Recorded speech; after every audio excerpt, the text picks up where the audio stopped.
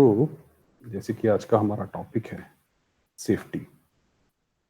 तो जैसे कि हम ये जानते हैं कि ये पूरी सृष्टि जो हिंदू धर्म में तो बहुत ही फेमस है, जिसको हम सतिया बोलते हैं, कि ये पूरी सृष्टि 4 भागों में डिवाइडेड है: सतयुग, त्रेता युग, द्वापर, कलयुग।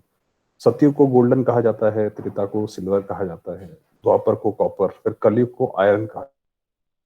से जो सतयुग के बीच का जो ये कॉन्फ्लुएंस एज है, जो ये संगम है, उसको संगम युग, कल्याणकारी संगम युग कहा जाता है। और इसको डायमंड कहा जाता है। सतयुग को तो गोल्डन कहा जाता है, संगम युग को डायमंड कहा जाता है।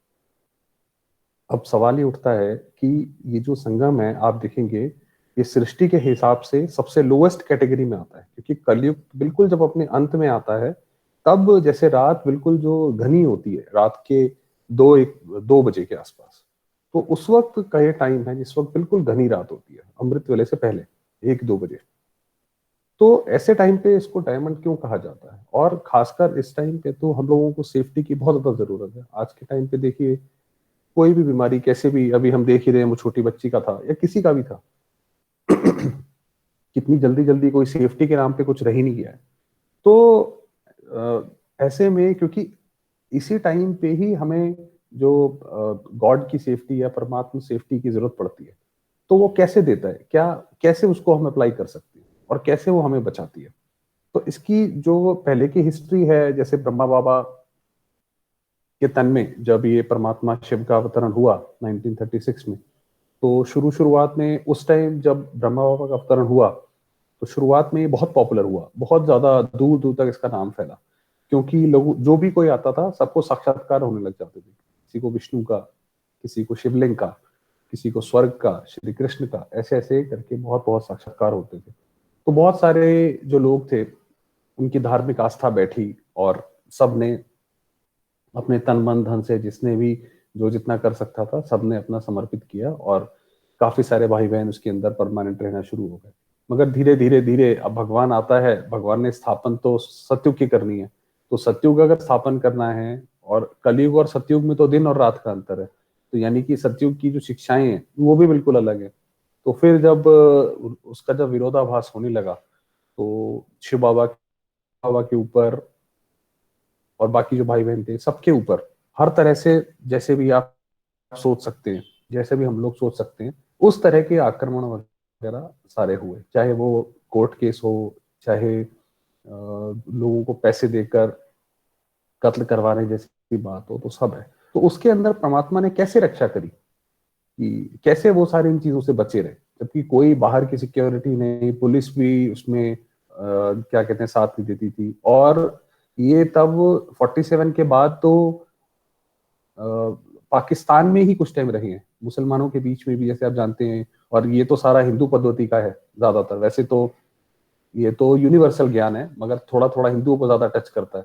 तो उस कम्युनिटी में भी रहकर कैसे सेफ रहे, और जबकि 47 के बाद तो पूरा विभाजन हुआ। तो उसके ऊपर कुछ वर्शंस हैं, जो आज हम लोग उसके ऊपर बात करेंगे कि बाबा ने क्या बताया है उसमें।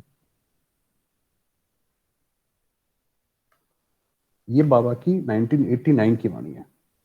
तो इसके अंदर बाबा ने बताया है कि स्वयं को, ये जल्दी जल्दी हम पढ़ेंगे, स्वयं को बाप के दिल तख्त नशीन श्रेष्ठ आत्माएं अनुभव करते हो। दिल तख्त नशीन का मतलब है कि हमें कॉन्टिन्यूसली ये फील हो कि शिव बाबा हमसे बहुत प्यार करते हैं। वास्तव में आत्मा का तो परमात्मा के अलावा कोई है ही नहीं लेने देने वाला। मगर अगर हमें हमारे अंदर ये अनुभूति हो, जिसको हम योग कहते हैं, योग तो फिर भी एक थोड़ा मुश्किल शब्द है, इसके लिए आपको बैठना पड़ता है। योग से भी पहले है कि हम एक, जो जैसे एक बच्चा अपनी माँ को याद करता रहता है, उसके लिए उसको कोई बैठना या कोई कुछ कराने की जरूरत नहीं है। तो ऐसे ही हमारे अंदर ये कॉन्टिन्यूसली ये चलता रहे कि मैं शिव बाबा की दिल तख्त नशीन, यानी शिव बाबा मुझे बहुत पसंद करता है, शिव बाबा प्यार का सागर है। तो उसको कहते हैं दिल तख्त नशीन। इसके लिए अलग से करेंगे कि दिल तख्त नशीन की डेफिनेशन क्या होती है। तो बाबा पूछ रहे हैं कि क्या अनुभव करते हो? दिल तख्त सर्वश्रेष्ठ स्थान है। जो सदा बाप के दिल तख्त रहते हैं, वह सदा, सेफ्टी का स्थान दिल तख्त है। और जो सेफ्टी के स्थान बनाते हैं, उसे कोई भी पार कर सकता है। जैसे इंदिरा गांधी का है, महात्मा गांधी का है, कि उनके ही अपने बॉडीगार्ड ने, अपने ही क्लोज के उसने संबंधी ने मार दिया। तो ये तो कोई सुप्रीम सिक्योरिटी तो नहीं हुई। तो बाबा कह रहा है उसको कोई भी पार कर सकते हैं। लेकिन बाप के दिल तख्त नशीन रहने वाली आत्मा को माया पार नहीं कर सकती। जो बाबा के दिल तख्त नशीन है, जो बाबा की पूरी तरह उसके अंदर है, बिल्कुल उसके संकल्प जो है वो परमात्मा से जुड़ा हुआ है, उसके साथ उसका मिलन है, तो उसको कोई कुछ पार नहीं कर सकता। तो ऐसे सेफ्टी के स्थान पर स्थित रहते हो या कभी सेफ्टी के स्थान से बाहर आ जाते हो। जब सेफ्टी का स्थान मिल गया तो सेफ रहना चाहिए, और ऐसा स्थान सारे कल्प में नहीं मिलना है। मतलब जो अभी हमने ड्रामा की बात करी, उसको सिंगल शॉट को बोलते हैं कल्प, जिसमें सत्युग, त्रेता युग, द्वापर, कलयुग, संगम युग सारे आ जाते हैं, उसको कल्प बोला जाता है। तो बाबा ने कहा ऐसा ऐसा स्थान आपको पूरे कल्प में भी नहीं मिलेगा, और इसीलिए इसको गोल्डन डायमंड एज बोला जाता है, जहां आराम से खाओ पियो मौज करो और सेफ रहो। मतलब कुछ भी हम काम करें तो हम ये महसूस, हमारे अंदर महसूसता आए कि मैं बाबा के दिल तख्त पे बैठी हूँ। ऐसी गारंटी और कोई नहीं दे सकता कि आप इसमें बैठ जाओ, कोई कुछ नहीं कह सकता। कितनी भी गवर्नमेंट की बड़ी अथॉरिटी हो, लेकिन आपको गारंटी नहीं देगा कि आप सेफ रहेंगे। ये देखिए, ये ऑलमाइटी अथॉरिटी है, जो जितनी बड़ी सत्ता होती है, कितना बड़ा, बाबा ने बोला कितनी भी गवर्नमेंट की बड़ी अथॉरिटी हो, कोई आपको ये गारंटी नहीं दे सकता जो बाबा दे रहा है। सिर्फ आपकी सेफ्टी के लिए बंदूक वाले दे देंगे, ब्लैक कैट दे देंगे, जिससे और ही जेल वाले लगते हैं, जैसे रॉयल जेल में। अगर वो प्रोटेक्शन भी देते हैं तो कोई वो प्रोटेक्शन कोई सुखद तो होती नहीं है। अगर हमारे आसपास हर जगह सिक्योरिटी गार्ड चलते रहे तो हम तो अपनी लाइफ ही आराम से नहीं जी सकते। तो बाबा कह रहा है वो तो जैसे रॉयल जेल है, यहाँ देखो तो भी ब्लैक कैट, वहां देखो तो भी ब्लैक कैट। तो ये जेल हुआ या सेफ्टी हुई? लेकिन बाप तो माया के बंधन से छुड़ा देता है, निर्भय बन जाते हैं बाबा के। अब आप सोचिए कि जब सेवा की स्थापना हुई, जब सेवा स्टार्ट हुई 19 आई गेस 62 के आसपास, तो दो हमारी दादियां, उस वक्त तो वो कन्याएं ही थी, वो दिल्ली में अकेले आके रही, और अकेले आके उन्हें यमुना पार के पास उनका जो है एक छोटा सा घर था। आप सोच सकते हैं कि ब्रह्मा कुमारी जो है सिर्फ बहनों द्वारा ही चलाया जाता है, यहाँ पे जो लीडर हैं वो सिर्फ बहनें ही होती हैं, और एक जगह नहीं है, 137 देशों में है। और सारे के सारे आप देखिए, बहुत बड़ी बात है आजकल के टाइम में, जबकि जमाना ऐसा खराब है, और उस वक्त बहनें माताएं ही ये सारा चला रही है। तो क्यों? क्योंकि वो निर्भय बन जाते हैं। पसंद है या कभी कभी थोड़ा बाहर निकलने की दिल होती है? जो सदा दिल तख्त नशीन है वह निश्चिंत, निश्चित ही निश्चिंत है। जैसे वो विष्णु जी को वो शेष शैया पे दिखाया है, वास्तव में जैसे हम हमेशा बोलते आते हैं कि ग्रंथ जो है उसका जो महत्व है वो बहुत बड़ा है, उसको कोई आप फिजिकल उससे नहीं ले सकते। कि विष्णु जी जो दिखाते हैं कि वो शेषनाग के ऊपर उन्होंने डांस किया और वो समुद्र में आराम से निश्चिंत अवस्था में बैठे हैं, तो वो शेष नाग के जो 5 फन दिखाते हैं, ये 5 विकार है, काम, क्रोध, लोभ, मोह, अहंकार। और वो सागर, क्योंकि परमात्मा जो है सागर है, जब आप उस सागर में डूब जाते हो, जब आपको सारा ज्ञान हो गया, ये तो जैसे अर्जुन के लिए बोलते हैं कि उसको सारे संदेह उसके दूर हो गए, हमारे सारे संदेह जब दूर हो गए तो हम बिल्कुल उस निश्चिंत अवस्था में पहुंच जाते हैं, कि जहां पे बिल्कुल हम ये पूरे सृष्टि को ड्रामा रूप में देखते हैं कि भाई हर एक आत्मा का अपना पार्ट है, वो अपना पूरा कर लिया। तो बाबा कहता है वो फिर निश्चिंत हो जाते हैं। जैसे कहते हैं भावी टाली नहीं जाती, अटल होती है, ऐसे दिल तख्त नशीन आत्मा निश्चिंत है, यह निश्चित है, अटल है। अब आप देखिए, जो अब आज मैं शेयर करूंगा आज ग्रुप पे, कि जो हमारे भाई बहन है, ऐसा नहीं है कि जिन्होंने शारीरिक रूप से या किसी भी और परिस्थितियों को पार किया है, ऐसा नहीं है कि वो बचपन से कुछ कुछ उनके अंदर अद्भुत प्रतिभा थी कि बिल्कुल लीडर थे वो। यही बाबा के ज्ञान से ही उन्होंने कैसे कैसे, जब सारी दुनिया अगेंस्ट थी, सारी दुनिया के अगेंस्ट में सिर्फ 300-400 भाई बहन, इसी का जो सिंबॉलिक जो उसमें दिखाते हैं महाभारत में कि 5 पांडव और अक्षौणी सेना, तो उसके उनके बावजूद भी कैसे, जब इतनी खिलाफत थी, लोग बिल्कुल अगेंस्ट थे ब्रह्मा कुमारी के, तब उसमें वो कैसे टिके रहे? क्योंकि ये भावी जो है वो निश्चित है, अटल है। जो बाबा के दिल तख्त नशीन पे है वो सेफ है। वो उसको बाबा कहता है कि आपको प्रकृति भी आएगी, अगर तूफान भी आ रहा होगा, बाढ़ भी आ रही होगी, तो आपसे 2 फीट दूरी पे आके वो रुक जाएगी, तो भी आपको कोई चिंता करने की जरूरत नहीं है। आ नहीं सकती, थोड़ा थोड़ा आकर्षण करके बाहर निकालने की कोशिश जरूर करेगी। जैसे सीता के लिए दिखाते हैं, लकीर से पांव बाहर निकाला तो रावण आया। अब ये जो रामायण की बात है, ऐसा नहीं है कि भाई श्री राम जो थे वो भगवान थे और उनकी युगल कोई उठा के ले गया, ऐसे नहीं है।